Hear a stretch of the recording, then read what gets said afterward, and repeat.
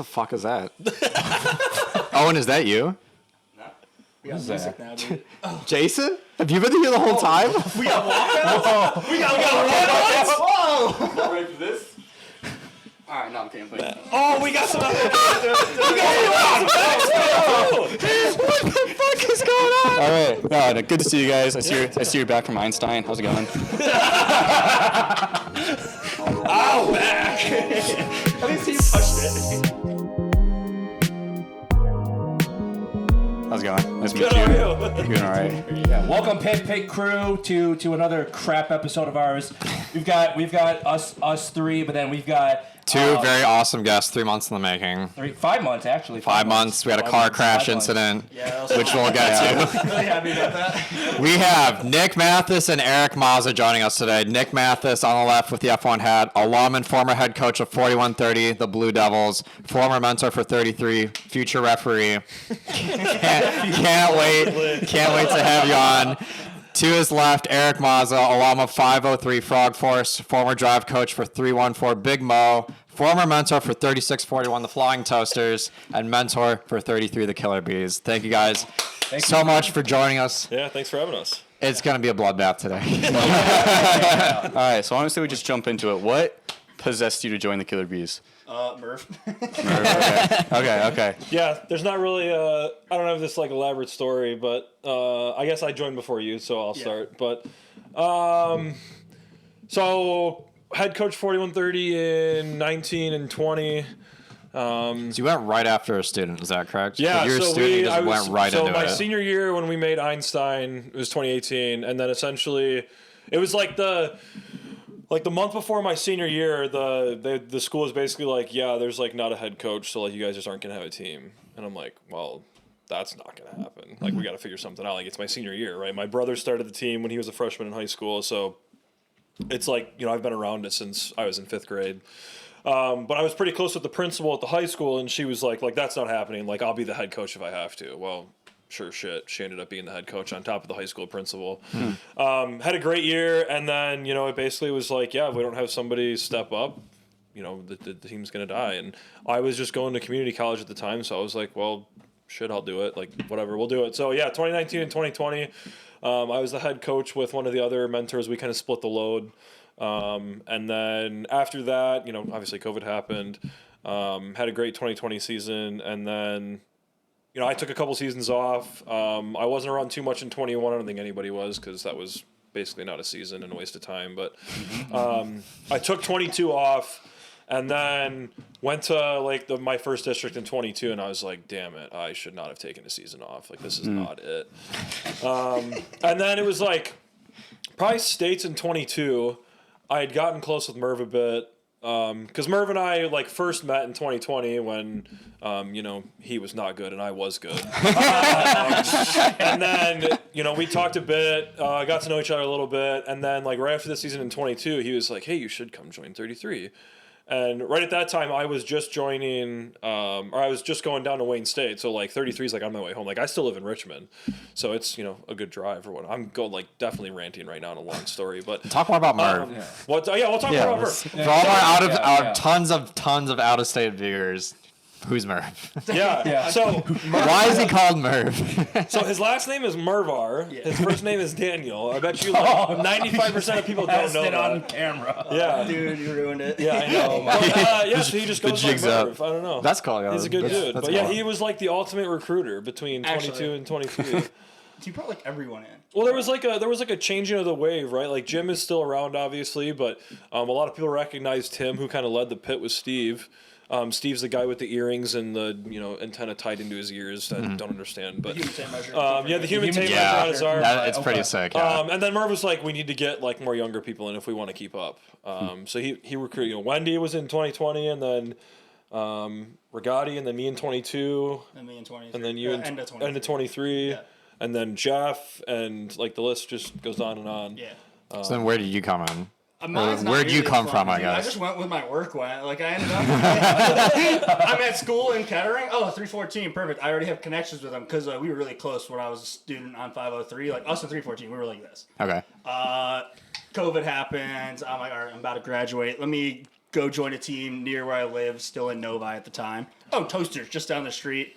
503's doing good. They don't need me. They've made Finstein recently. Whatever. Join Toasters. There for a couple years. Get a job. My job's in Troy. Well, this commute kind of sucks. Yeah. All right. Well, what are my options? Well, in middle of the 2023 season, I don't remember if it was Matthes or Murv. One of them made a group chat with us and Anthony. We're not going to share the name of that We will group not be chat. sharing the name. I'm not trying to speed run the After Dark. And it's literally during Livonia. He's just like, what the hell are you guys doing? How are you losing these matches? I'm like, dude, I'm working on it. I'm working on it. And then we just all hit it off and kind of became good pals. And then it was like after that year ended, I'm like, yeah, I hate this drive. Going from Troy to South Lyon to Novi, like, this sucks. I'd rather just go Troy, 5 minutes over. Okay, I'm at 33. All right, sick. Let's do it. Yeah. And Nice. now, of course, I'm in Novi, but at least it's still like just there and back. Like, it's not nearly as bad. Yeah, for sure. Same with me. I might as well join Steel Armadillos, right, Ian? Yep. Warren to Dearborn back, and yeah. Cool. Yeah, the drive. Cool. What a Well, story. the Killer Bees are notorious for having incidents, right? I would like us to rank in this segment. Rank your favorite Killer Bees incidents. So I'll give you an example of what I'm looking for. I've got one in mind. Perfect. One of my favorites is 2015 Hopper playoffs when Jim Zondag touched controls. And Oh, I totally know that. anyway, Zondag, Jimothy touched controls. Robot gets disabled. All right, so let's start with that one. Let's put it in the middle. What do you got?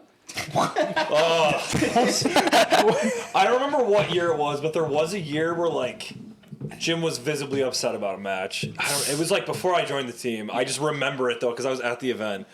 And Jim like picked up his hat, threw it on the ground. Oh my god. Oh wait, And one of his, as he calls them, his big yellow balls on top of his hat, popped off and rolled. So he grabbed his hat, put his hat back on. He's only got one yellow ball. And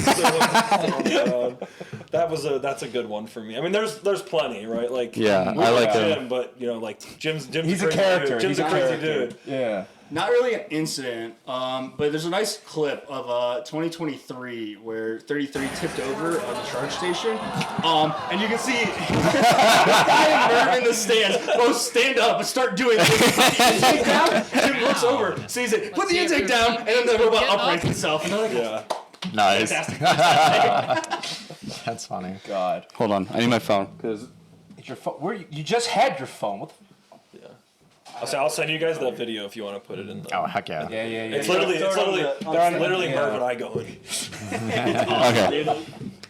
All right. So some other incidents I have. Oh, He's got the receipt. he's got the receipts. Let's just go in chronological order. So 2016 states. States like 2002 or something. States 2016 playoffs. What do you think about that? Okay, we're on got the team. specified, They man. were I on was the lost in team. the 16 seed, bro. True. Yeah, that's what I'm saying. I was on the 15th was- seed. I didn't have time to All win. right. So maybe this is more for Nick. That was the first year of the octo finals because I was what, a sophomore. God, octo finals. Yeah, that was the first year of octo finals. And it 16, was right? Second. 16, it was yeah. 33 and 27-67, which they allegedly still hold that against us. Oh, really? They blame it on you? Oops. Well, 33, but yeah. So like I don't know, we lost. Jim doesn't talk about it. Yeah, we asked him about it. He's like, we don't talk about it. That was such an awesome robot, though. Like, It was an it awesome. was, That was sick. Yeah. just And like awesome there's year, awesome One of robot. the things that like has been super interesting to me, not to go on a tangent, but like the little intricate stuff that goes into 33 robots. Like Steve and Jim obviously are both engineers at Chrysler, so they've got a lot of experience in fostering like the very creative niche things. So if like you ever get an opportunity to like look at like even like this year, like we pivoted our entire elevator. Like why the hell would we do that? I saw that. But we did, and it worked, and we had was like awesome. almost no issues with it, right? But it's like it's little stuff like that that like is super interesting that like I wouldn't say that necessarily every other team might have. All right, so let's go back to that because that actually leads us into our next topic. But we have one more incident, Sorry, I skipped. My and that's we're free balling. that's a 2020 Southfield, the streak. I was on the other side of it, so I broke the He streak. killed the streak. Yeah, us in 35-38 broke the streak. Good. So I was on the other side of it. Yeah, it was like what 10, 11 streak? years they won their first event. There was no Southfield event where the Killer Bees lost until then, and that was also the last Southfield event. Well, so I mean, if you talk to Murv and Nick Cousins, like the big thing, they just weren't done. Like they were at the last 3 days, they were at the shop for like literally 3 days straight trying to finish it. I just remember every time I watched a match of that robot, the balls would all get jammed in the indexer. I'm like, man, I just don't like it. When they try to auto line, they just shoot like right below the goal. See, everybody says that. I never had those issues with those balls, and maybe it's just the way that we were serialized. You built a good index or something. Maybe we were just good. It just works good enough. Like, you don't need a spindexer to be a consistent shooter. Yes, everyone was still on that 2017 hype train of spindexers for that year. You didn't need one. No. Yeah. But yeah, Whatever. because like that's what Murv always says when we talk about it. He's like, dude, those balls sucked. And I'm like, I never like really had that issue. Never had an issue with it. Yeah, like poly the poly belts, right? Or Yeah, we just individually indexed each stage so the balls would never touch because we're like they're gator skin. If they touch, you're gonna be screwed. So That's a good point. I don't know. I mean, our intake sucked, and then we copied 33s for Waterloo, and then it never happened. But damn, Rest in peace. yeah, that would Well, have been a crazy. at least you had an intake that year. All right. So going back to what you mentioned about Chrysler, so being a Chrysler built robot, how is the Bees robot so robust? I just sold my Jeep too, so I actually agree with you. So I don't know. Like you would actually be surprised. Like I would. So like yes, the Bees build out of a CTC, which is the massive mother load in Auburn Hills, but. Like our shop space is probably smaller than this basement. Really? Like, It is definitely small. It is. Is that not you guys large. have a full field though, right? No. So that's we can get into that story. In a second. Okay, please, yeah, no, like pull the curtain back for everybody, right? Yeah. We want to know. We want to hear everything. I don't know how much We want to hear everything. Yeah. Yeah, I mean we can talk a little about the shop and then we'll go into the field situation. Sure. Yeah. Yeah, so the shop is basically like it's right when you walk in. So one cool thing about Chrysler is like all their hallways are roads, right? So the entire time the kids are in there's cars coming up and down the whole day. So on top of like that's one of the probably the cool things from like our perspective is like the kids get to work in a state of the art facility that like a lot of kids in high school really don't get exposure to. So that's something that's pretty cool. But it's like the shop is you walk in and it's just. It looks like a 65-year-old's restoration garage. Like Yeah, there's just there's tools everywhere. There's just shit everywhere. Yeah. It's so funny though, because every time we bring somebody in who like is like, oh, it's 33 shop. Like ask Galea. Galea was like when Galea. That's came it? in- Yeah. Every time. My reaction, Galeo's reaction, dude, Hot's reaction. It's like everyone. Everyone has the funny. same reaction. Yeah. It's like So- it's not that crazy. Yeah, quick on the practice field, and then we'll get into robustness. But we always used to work in the infamous basement. So if you see like the robot reveal videos of 33 from like the 2012, 2013 season, it's like this barely lit cement box where it was like right below the NVH lab. So it was like right around the corner from our shop. And then in December of 22, it was like right when I joined the team, Chrysler was like, yeah, we're going to put an engine dyno down there. So like you guys gotta move out. That sucks. And like we had that basement for like 15, 20 years at that point. Oh, So we ended up working something out. 23 was our last season in the basement. And then for 2024, we had moved into, so like obviously up until recently, like nobody works at Chrysler. Like everybody is just at home. But they have this. Oh, they're still at home? Well, they're not now. We'll get there. What am I doing? At the time, it's this massive like conference room that we just threw up a field in. So it worked out. It was like just smaller than the full size field, but it was enough for last year, and it worked out well. It was good. I miss it. And then so we had that up until like a week before Kettering or a week before what was our first event this year? I don't wasn't even it remember. between the two events? What was our Or am I first event tripping? this year? Where It did was we go? Oh, Ferndale. Yeah, it was like a week Ferndale. before Ferndale. Chrysler's like, hey, we got people to come back to the office on Monday. The following Monday after your event, you guys have to move out. And this is That like sucks. Tuesday before Ferndale. Yeah.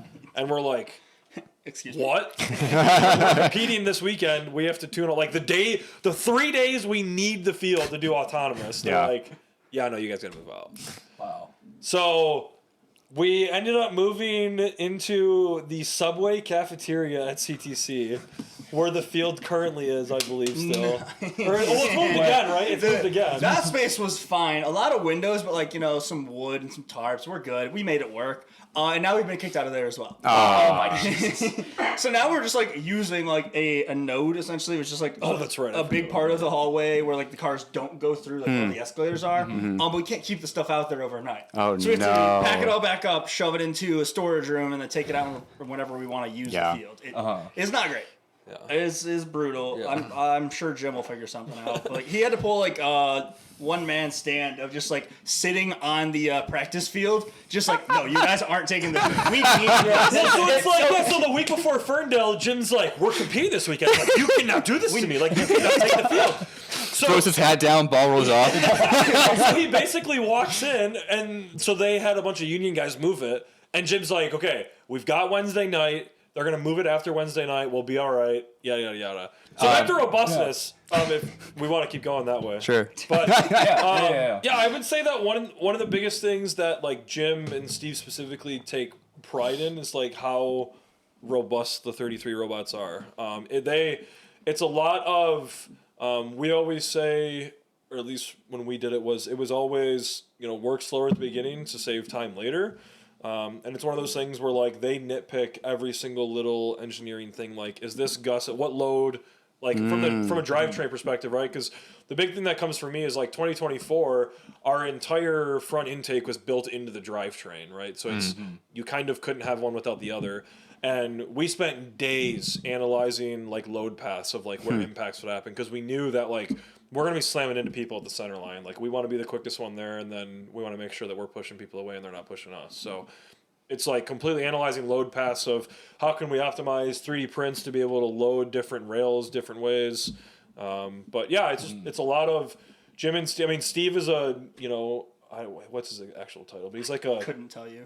He's like a structure test engineer at Chrysler. So like he does load testing on chassis and stuff at Stellantis. That's cool. He's got a lot of experience in it, which is really cool because it exposes, our students to stuff that, and different ways to think about certain, types of those problems. So. Sweet. Can you tell he's more design inclined than I am? Because I got none of this. So Throw me at the electrical prototyping. I'll help you. Okay, yeah. How long does that? How, Well, I don't know about the prototyping. How long does that take? Oh, yeah. How long does? Honestly, it depends on the object, but like We've done it differently the past couple of years. Yeah. Like this year, it was like, all right, let's just play around with the hopper types because like we know scoring this thing's gonna be pretty easy. Let's just see what type of orientations can we get this thing going in at so that it doesn't jam, and like then we ended up on the bucket because it just works. Yeah. We literally just works. We did not touch algae until like week 5. No, I mean Really? We did not prototype Okay. it. We're like, it's a ball. We'll figure it out. Any vacuum pumps or anything? No. No. Is that like off the board? Skipped over No, that. we did have this interesting idea at the beginning of the season where we wanted. So the biggest thing for us was like, how do we score as quick as possible, right? And we had this crazy idea that we spent like 2 weeks on, that we wanted to basically have like a V on the front of the robot that we could mechanically align to a corner of the reef. Oh heck. And we would have and then we'd Oh. basically have a gimbal that would either go left or right depending on what face we wanted to hit. So instead of would've going been flat in the sick. face, because we did some early testing and we're like, the April tags are like in a terrible spot. Like they're like okay, They're but they're close. there's no peripherals around the faces. So we're like, what if we just mechanically align to the corner and then gimbal That would've the been left and right sick. poles? That would have been sick. We couldn't get it to be quick enough. We do have a video of it working. It is so cool to see. But If it's you like, wouldn't mind have us it. having that, we could pop it up. It'll be right here. You can throw it. We were actually thinking the same thing too. We're like, if we can look at the April tags, then we can, center on that and then have our turret left or right. But we're like, Yeah, okay, we saw your own. They had the same idea. we're like, okay, well, we need to put our limelight at the back of our robot and Yeah. look through the elevator and our chute and everything. And we're like, oh, that's not gonna work. Did you see the titanium tigers where they had like a wrist that would like they line up with the sun reef Oh, and they like just turn turn at a different so plane. that's Heading basically, too, yeah. That's basically what we wanted to do, essentially, but it would be on the corner, so that way, like, through defense, we could just go Yeah, full go throttle to into it. the reef, and then as soon as we clicked into it, we'd be That's you're cool. mechanically That's really locked. smart. Actually, really But, sick. ran out of time, didn't work, and then we found the April tags were good pretty enough. good, yeah. So, Yeah, just one unique thing that I would add to that, and I don't know if everybody did this, but if you look at the way that our robot drove this year, our driver controller is actually the joystick is divided into octagons. So like when he clicks it, it locks the heading. So like if you just spin the joystick, the robot will not just 360 turn. It basically locks into certain headings based off of the faces of the reef. Interesting. Which I thought was something neat that we did this year that not everybody Because it's like did. a 3-degree difference from like that face closest to the player station to the actual player station. It's like, yeah, if you just drive into it, it'll fix itself. Like, Yeah. Just make that the heading. Okay, cool. Great. Yeah, because you'll notice that like when we go from the station to the reef face, like it's very snappy and it always has a heading lock to it. So I thought that was something That's cool. cool. That we That did is this cool. year That's that smart. helped our driver out quite a bit. It was definitely a different solution. When I heard about that, I was like, oh, okay, that makes sense. But like, how are you doing approaching the reef? Like, are you still having it be robot like field centric? So like he has to do forward. It's like, yeah, okay, that makes sense. Maybe we should have like reef centric when he's actually like in the scoring mode, so that he's still just pushing forward instead of trying to drive back. Yeah, Another thing Right, that we right. did this year that I think helped with a lot of our robustness in terms of scoring was we didn't actually do like full field localization this year like a lot of the other teams did. Oh, really? We basically treated the April tag as vision tape and then Yeah. tracked to each face individually. So it sucked for times where like auto got messed up and then it's just trying to find a tag, but we didn't do full field localization this year, which I think helped in some scenarios. Yeah, that April tag on the barge is egregiously bad. Yeah, that was one of the main reasons we didn't do it. Too. All right, well, I'm glad it's not just me because I'm pretty sure I put those tags up in our shop in the right position. Terrible placement. Terrible. And design. our robot would always work as soon as you covered that one. Yeah. Yep. It's inconsistent. Like, even on the field. Yeah, we like, just deleted that tag off the field. just don't use it. It's not good. It's like first is figuring out April tags still. It's like just keep them all low. Keep them on the important stuff. The one on the barge is terrible. Don't do that. Just put one on the wall instead. yeah. It'd be great. Yeah. Yeah. So when do you guys decide what you're doing? Or do you know you guys are doing everything that year? Yeah, you have to do Give us everything? design process. So this like. year, Because you said you didn't touch algae until week 5 build season. yeah. So So, that might be a bit of an exaggeration. I mean, Okay. like, literally It was- touch. and then you guys are also incorporating your full down elevator into the robot. That's not an afterthought, obviously, right? To do So I your would deep say, climb. so we've done it a few different ways. I think 23 we moved super quick, and the robot was done like week 4. Oh, excuse me, outside of the cone intake, and Okay. that worked out. So Oh, well right, for because us. you guys had a bucket that We had a spun for spin the desk cone. next to it. Yeah. Yeah, so That was pretty most neat. of the robot was done very quick, and then we spent eons amount of time. I know you weren't there. Eons amount of time on the intake and ended up being late. 24, we slowed down a lot. So we prototyped a ton at the beginning, and then because we were trying to figure out double-sided intake in 24, and then we were pretty late. Like we didn't score in the amp until like the Wednesday before Kettering. Oh. Oh, shit. Oh, dude, I forgot about that. Yeah, because we were originally trying to do it through like a Dutch exit that was our trap mech, and then we basically were like, okay, this doesn't work. So we had to add a linkage like The worst part 3005. was the math was wrong. It didn't even reach the trap when we climbed. Yeah, I don't know. I think So that we're was like, Murv, wait, it doesn't actually, amp and it doesn't trap. This thing's up. They bleed, everybody. They bleed. No, but this year I think we spend. So one of the big things we do is whether majority of the team agrees with it or not. We do what we call like a yes, no, maybe right after kickoff. So we'll go to the school, we watch the broadcast, go through the manual or whatever, and Jim insists that we read every part of the manual every year. And then we go back to CTC, and then we do a yes, no, maybe. So basically, we sit down for probably 2 hours and go through a massive list of anything the robot can do: look sexy, have LEDs, score in various locations, drive at certain speeds, and that creates like essentially. Like, that list can be up to 170 line items that we then go through. Really? And go, yes, no, Wow. maybe. Whether, yes, we want the robot to do this. Maybe we want the robot to do this. No, we don't want the robot to do this. I would say, believe it or not, we talked for a solid 2 weeks about not deep climbing. Really? Not deep climbing. Yeah. Okay. Why? Because we thought it was going to be a lot harder than it was. Same. So we were basically on the train of like, this gives trap vibes. We screwed this up. We screwed ourselves with same. the trap last year. Yeah. And then we thought about it, and we're like, okay, maybe it's actually not that bad. We did some geometry calc, and then I don't even know how we became to the whole elevator pivoting, but it was like, I thought Jeff kind of said it as a joke at first, and then everyone was kind of like, Huh. yeah. So then we kind of looked at the geometry and we're like, wait, this actually works. And it's actually not like, there's not much to that. Like, it looks cool because like we designed the wings off of the B logo. So if you like actually look at the robot, the wing lightning pattern is the same as the the new Hex B logo, which is kind of cool. But it's really not that. It's pretty simple. It's just a simple, latch linkage that grabs the cage, and then it's just a rope down to a winch in the bottom of the robot that curls it. yeah. The linkage to keep the elevator stiff is a bitch. I'll just put it on that. There's a lot going on there that it's over centering with a gas spring, but then there's like a, I don't even know what it's called, but it's like when you're rock climbing, there's like rope. I don't know what they're called, but. Like a carabiner? No, it's not a carabiner. I saw it that goes in the rock, one-way- right? Yeah, like a one-way rope like Yeah, it's a thing. one-way rope linkage thing that basically we designed a servo to be able to engage and disengage that. So when we disengage it, the rope is able to pull through and fold the entire elevator over. That was a pretty creative thing. I don't know how we haven't broken one of those servos yet. I just keep We did. thinking it's gonna happen. Did we? Yeah, we broke one at Troy. Oh, I don't remember that. Yeah, Steve and I and the kids fixed it. Oh wait, because we had that bad climb, right? Yeah. We okay. broke the climber for the first time our first practice match. I forgot about that one. Yeah, but believe it or not, the climber surprisingly was like one of the only things that we really didn't iterate on. We kind of ran with it, put it on the robot, it worked the first time. We're like, okay, cool, let's move on.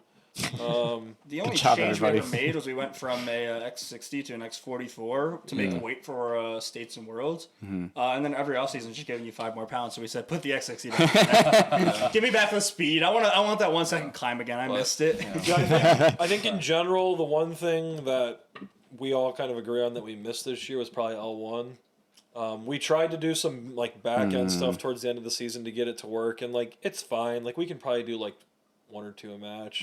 This But guy didn't watch enough IRI. no, I did. Right, but Dude, that was his first time doing it in a real match. He was cooking. yeah. So, but like we tried to make it work, and it wasn't good enough to where it needed to be, and Yeah, not in time for we Worlds. knew where our like especially at champs like we knew our specialty was being the algae robot. So What do you think? Do we get into it?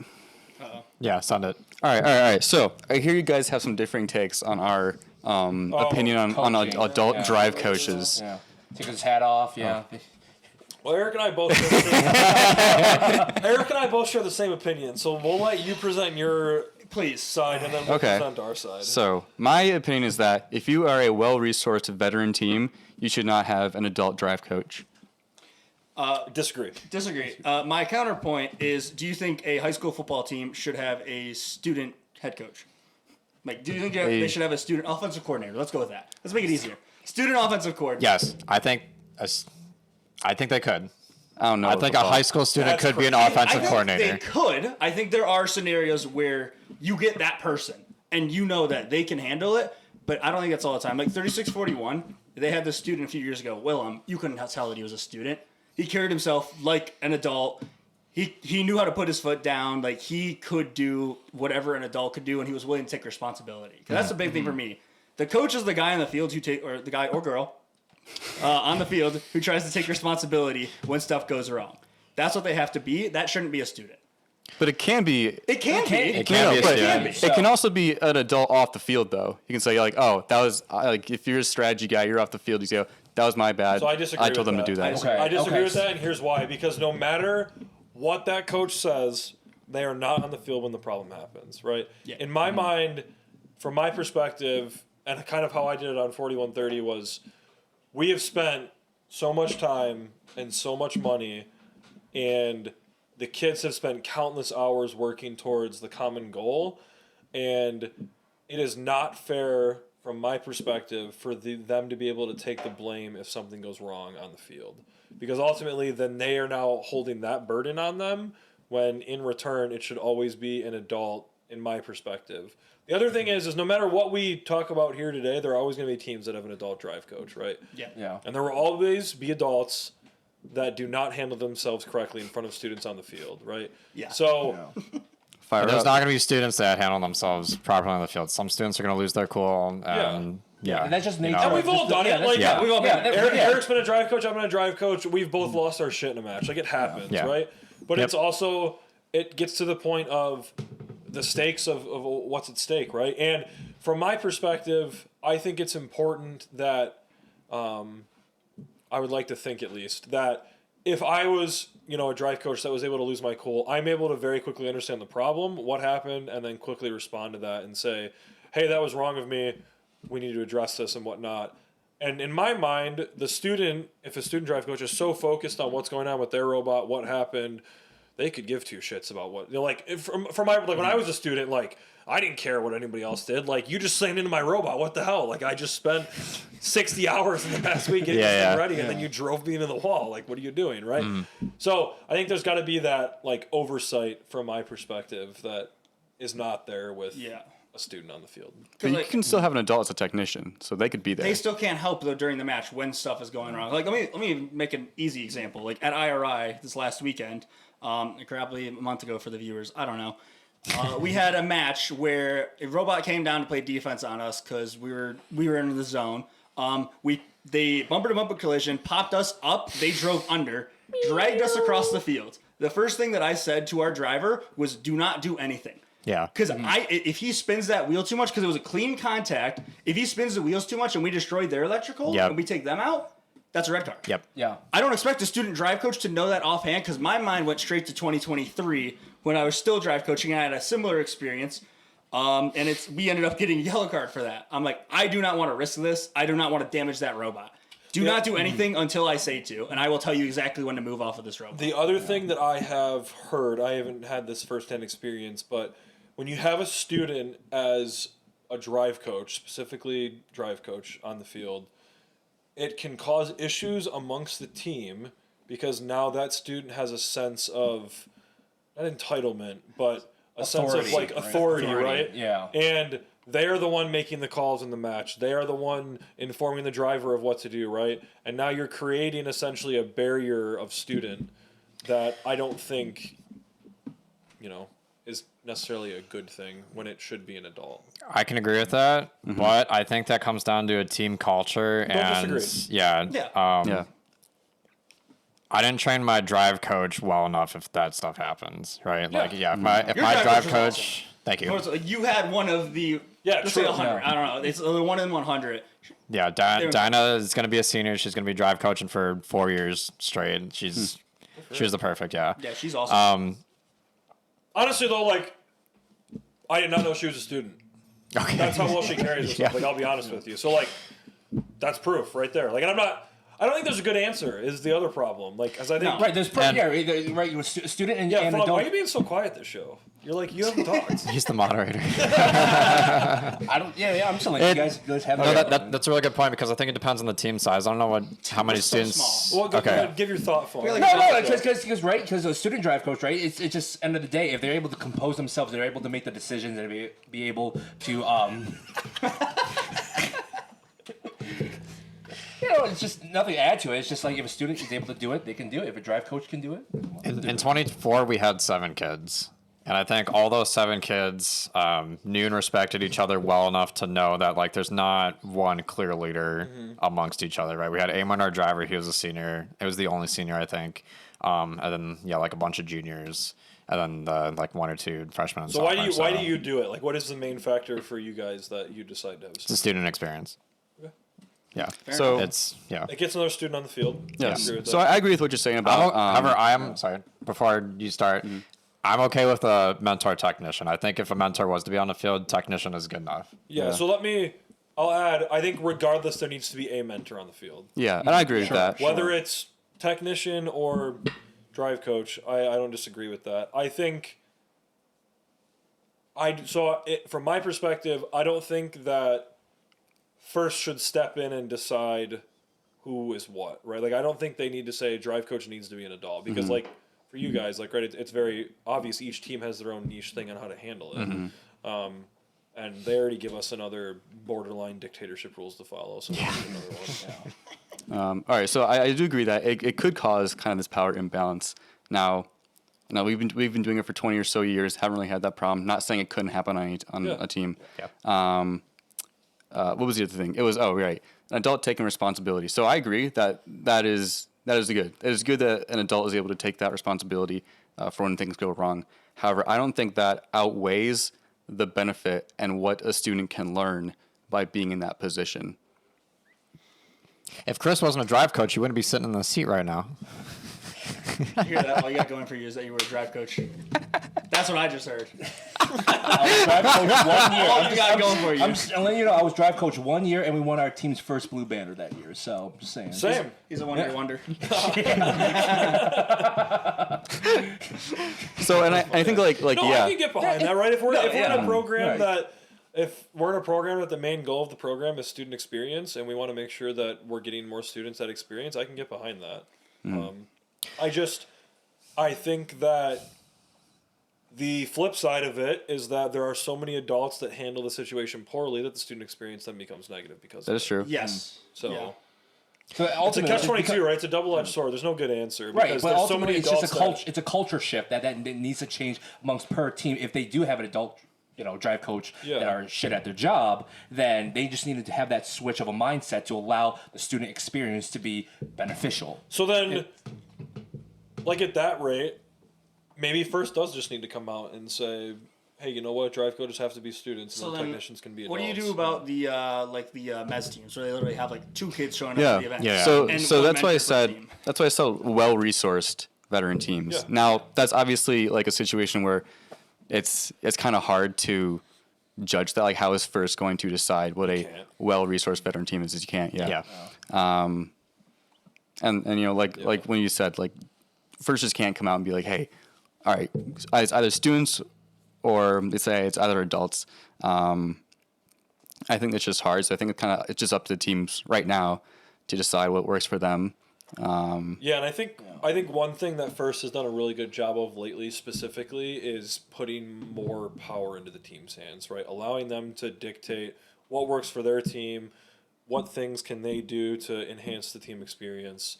And I think that's one of those things that they just need to leave in the team's hands. And Yeah. So one of the things that gets me though is that like I totally agree that like each team works differently, and for some teams an adult drive coach might work better, for some teams student might work better.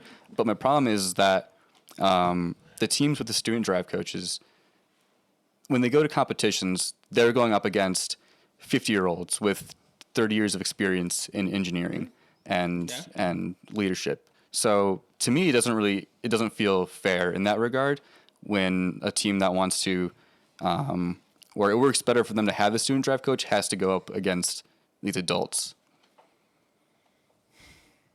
I don't have a good answer. I see what you're saying. I I don't disagree with you. I don't know. Like, give me Will. I'm telling him that same thing. I don't know. He has more banners in his 2 years as a drive coach than I do in his career First. Like, Right, but then it comes back to that works for you guys. Yeah. That doesn't necessarily work for everybody, right? Yeah. And if you have, like, for example, like when I was head coach on 4130, right, we've got a couple kids that, pretty quiet, reserved, but absolutely bust their ass in the shop to make sure that everything is done. And you want to give them that experience. They're going to be intimidated as hell. And it's not fair to them because they're one of the most kids that are deserving of something like that to be able to get that experience. And now it's going to get tainted by, somebody that's 55 and forgot to have their coffee. What do you think, Chris? I think just like everyone just needs to like know what the role entails, and that they just need to understand that this is for the student experience. Because that's where most of the the shitty adult drive coaches comes into. That'll never Yes. change. That's I don't the disagree problem. with That's you, but the it'll problem. never That's- change. There are so many people that are in our sport that continue to do it for self-gratification rather than the student enrichment. And it's just what it is. And unfortunately, I don't know how to solve that problem. Yeah. I don't know if Volunteer. it's- No, like volunteering is really self-gratifying.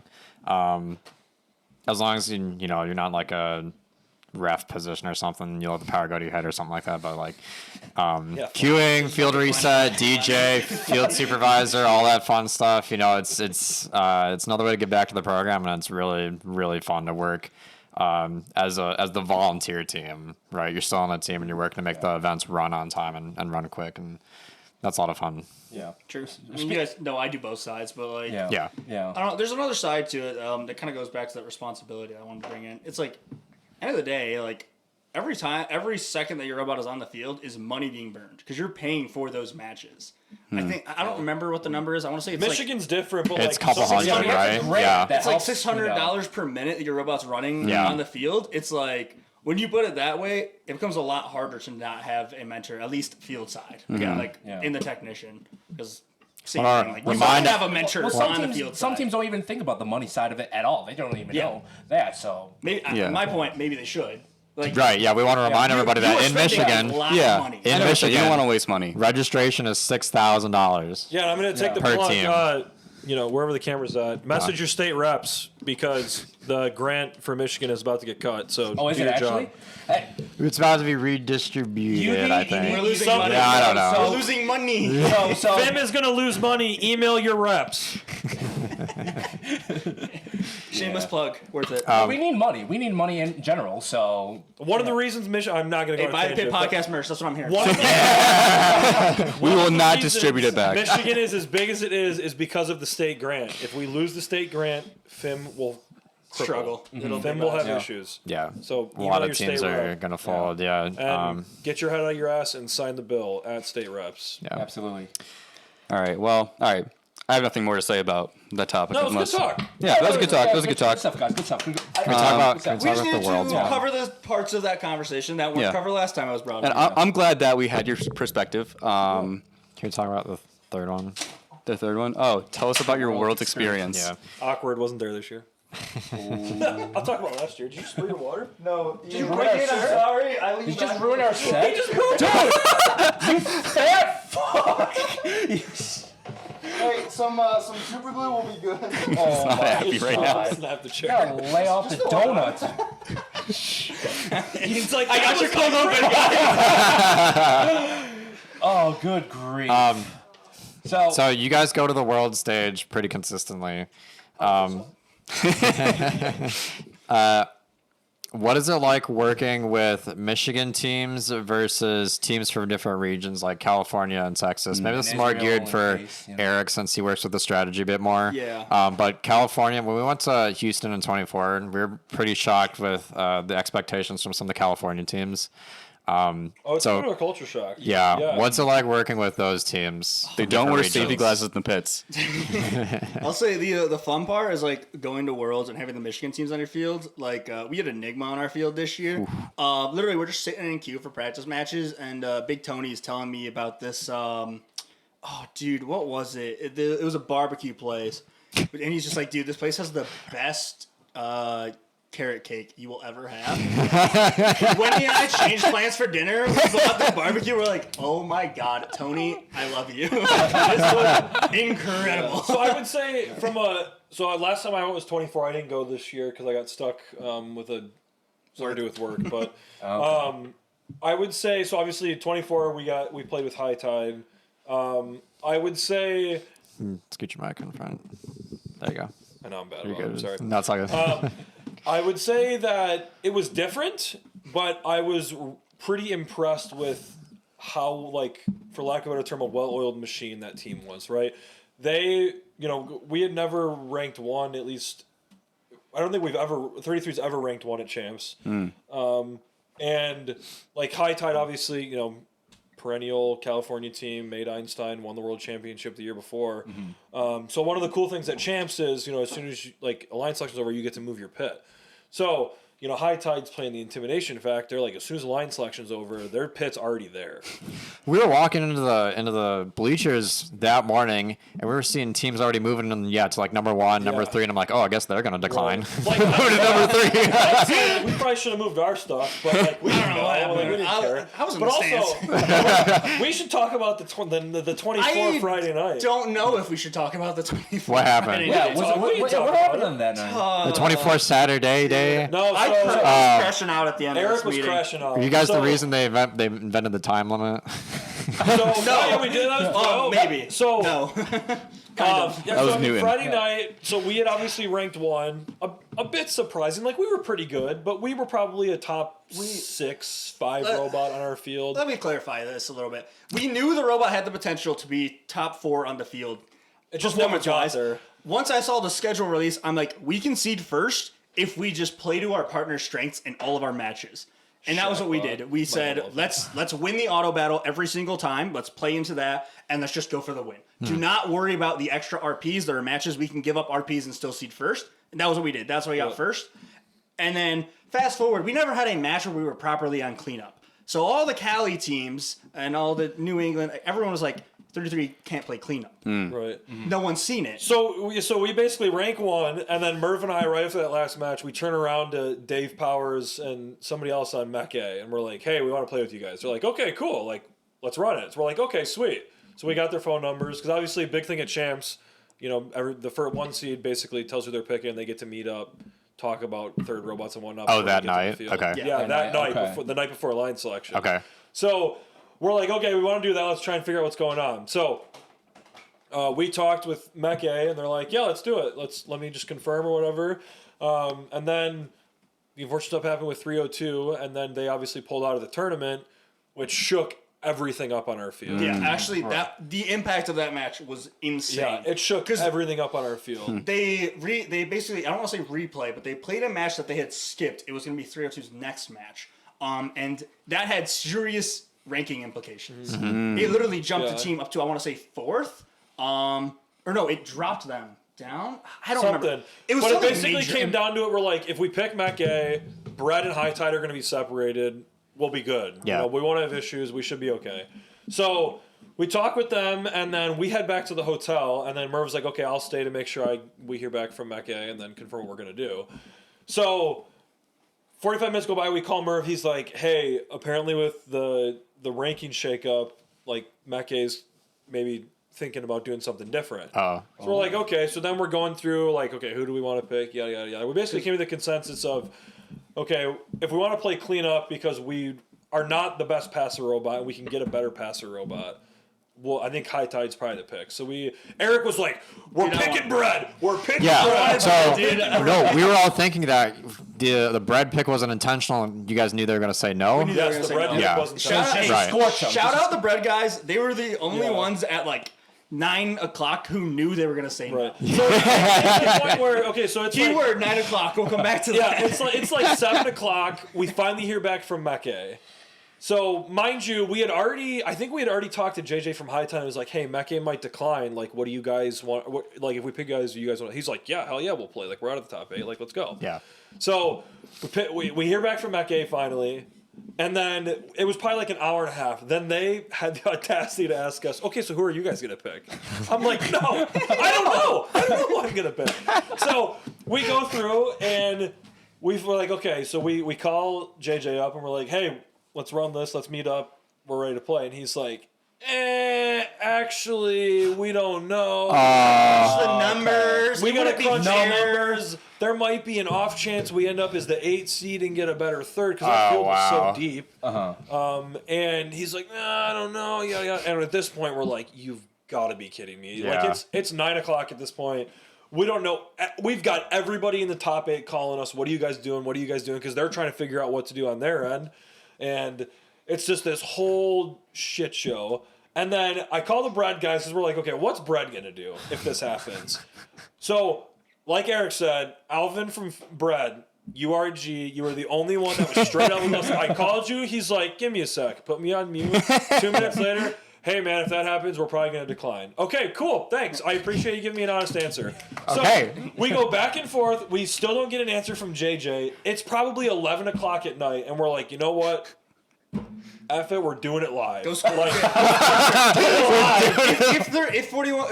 High Tide's gonna decline us, we're gonna screw them over. Whatever. Yeah, because they were 9, and we're like, and we were looking through the list, and we're like, we seriously do not think that there's gonna be another interpicking, and they're gonna end up out of the playoffs as the 9th seed. No. Wow. And honestly, it might have worked out better for us had High Tide declined because then we would have gotten Rembrandt, and that screws over Mech A. Because the final plan before High Tide told us it was like 11:30. I'm like, I have them right now, yeah. So you guys ended up picking High Tide after Brett declined you, and then Mechanical Advantage picks Rembrandt's. Yeah. Yes. Yeah, basically, because it came down to the point was when we found out that Brett was going to decline, we called JJ and we're like, listen, Brett is going to decline. We have confirmed that. Can we please just meet up and talk thirds? Because we knew we were going to argue about it. Yeah. Ian and 818 probably got the front side of that. But we knew it was going to be an argument. So we're like, we need to sit down and talk tonight because we're going to be up until 2 a.m. talking about this. Yeah. So they didn't want to do it because they're like, oh, possibilities or whatever. So we pick Brett. They decline. We're sitting right next to High Tide, mind you, and Well, at this point, we knew. We knew in the morning. We knew at like 6 a.m. no, we did not know. Well, so we got Murv at like 6. so we knew. So then the other part is our driver almost didn't burn This was bread. funny.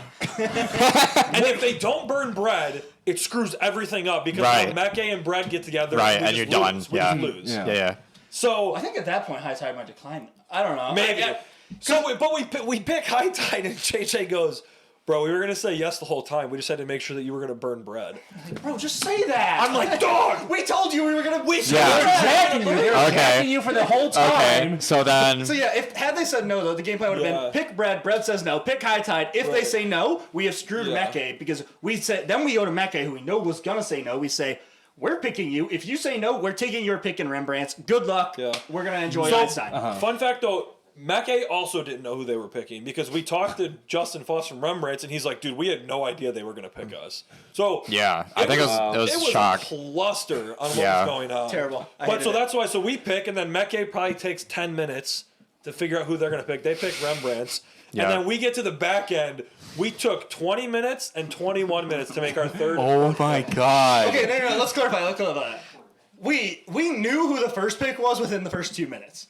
It was we were- spent all of the extra time on the second pick. We're like, let's Yeah. wait. Let's wait a second to put in the first pick. Because we're like, we know we're picking narwhals, but like, let's take some time right now to figure out who the fourth is. And on God, I was arguing for so long. We were for arguing 818. Give me 818. Please And give me Murv 818. finally looks at him and he goes, dude, they were our captain at MSC. What do you want?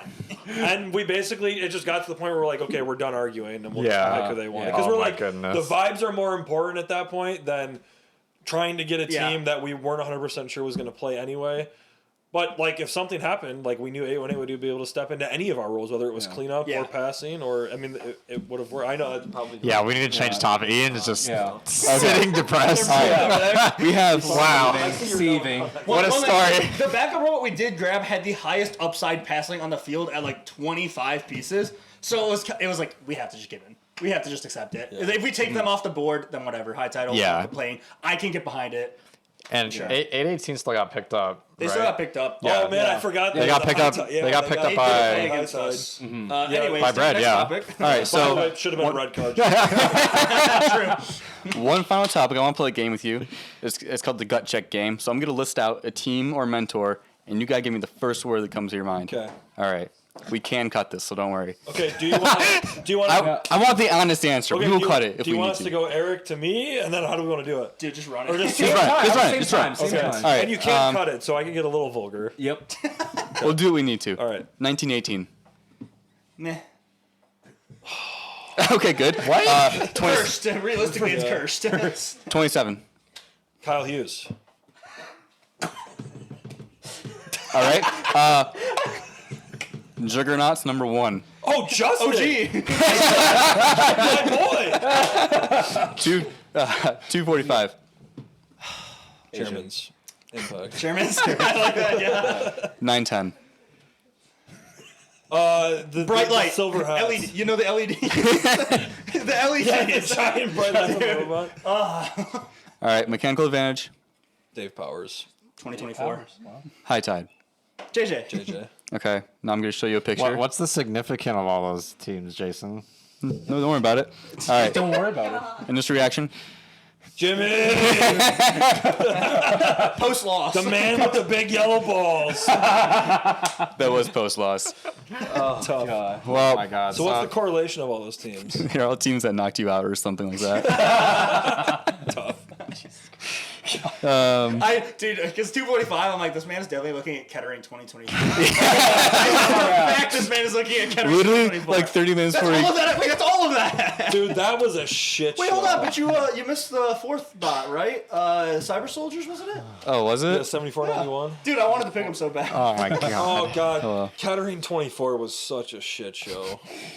Don't- We literally, don't start. it was Don't 2v3, and we, You guys still lost.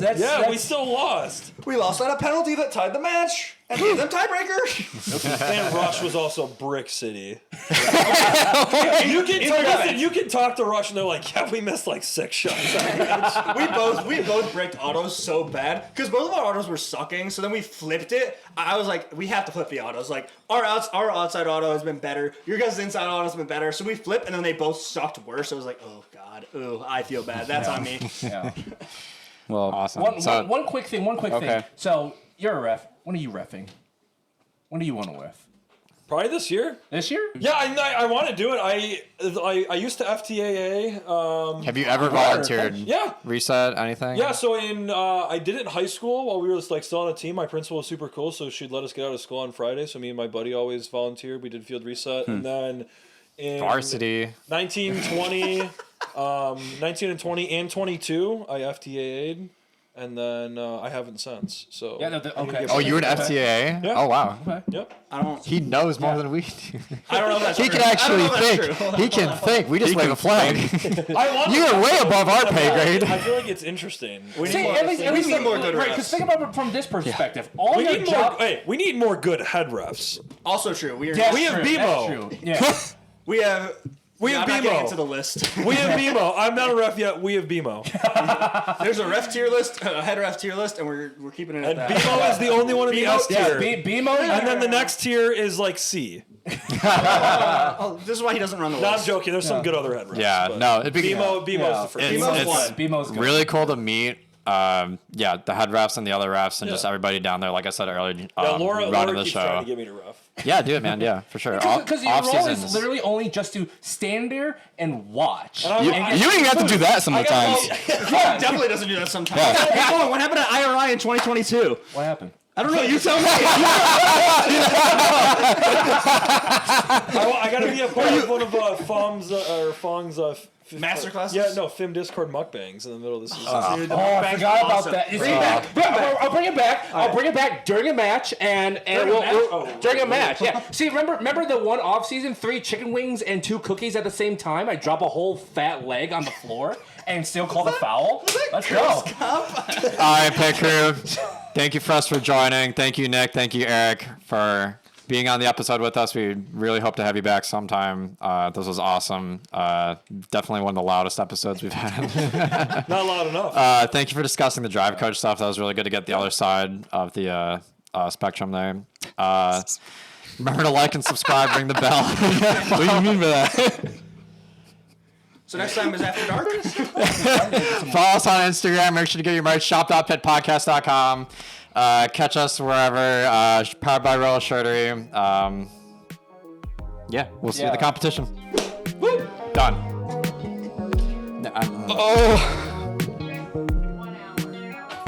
That's good. That's good. Give Philip earn his paycheck.